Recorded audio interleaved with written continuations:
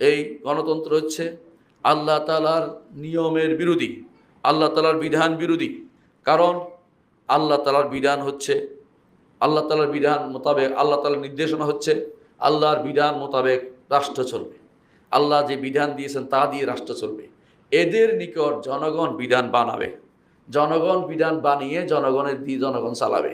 এই চিন্তা করেছিল, একবার করেছিল এটা, যে ও প্লেটো করেছিল, তার একটা রাষ্ট্র ইয়েতে করেছিল এরকম রাষ্ট্র। ওইটা শুধুমাত্র নাম মাত্র ছিল, পৃথিবীতে এটা হয় নাই। আপনি ভালো করে জানেন এটা মুখের কথা। যারা জনগণের কথা দিয়ে যদি চলতো, আমরা কেউ চাই না, আমরা কেউ চাই না যে আমাদের কুফুরে দিয়ে আমাদের চালানো হোক। ঠিকই কুফুরে দিয়ে চালানো হচ্ছে। তাহলে বোঝা গেল যারা সেখানে যায় তারাই, হ্যাঁ, বাংলায় ভাষায় বলে যে যায় লঙ্কা সে হয় রাবণ। ঘটনাটা এরকম হয়ে গেছে যে যেখানে যাচ্ছেন সেটাই চালু করে দিচ্ছে, আর দূর দিচ্ছেন যে জনগণের শাসন। এগুলো হচ্ছে বড় ধরনের ধোঁকা। জনগণের শাসন ইসলাম অনুমোদন করে না। ইসলামের নীতি হচ্ছে আল্লাহর বিধান মোতাবেক শাসন। আল্লাহর বিধান মতো আল্লাহর বান্দাদেরকে শাসন করতে হবে।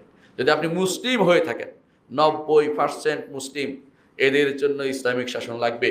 এর বাইরে যারা আছে ওদের জন্য ইসলামিক শাসনের কথা আমরা বলছি না, তবে ইসলামের শাসনের বিরোধিতা তারা করতে পারবে না। তাদের জন্য, তাদের যদি বিধান সরকারি, তাদের জন্য বিধান থাকে তাদের ধর্মে, সেটা অনুসারে তারা চলবে। আপনি আরেকজনের কথা জোর করে চালিয়ে দিতে পারেন না। আপনি 90% মুসলিমের উপর দিয়ে বাইরের আমদানি করা বিধানকে কেন চালু করে দিচ্ছেন? আমার বিধান তো আছে, কোরআন এবং সুন্নাতে আমার বিধান আছে, সেটাকে আমার জন্য বাস্তবায়ন করতে হবে। কোনোদিনই যারা বলে থাকে জনগণের শাসন করে, জনগণ শাসন করে না, হোমরা চোমরারা যাইয়া যা করে সেটা আমাদের কথা নয়, সেটা নিজেদের নিজেদের নিজেদের ভুল অন্যায়কে তারা বাস্তবায়ন করার জন্য এই জাতীয় মিথ্যা কথা তারা চালু করে দিয়েছে।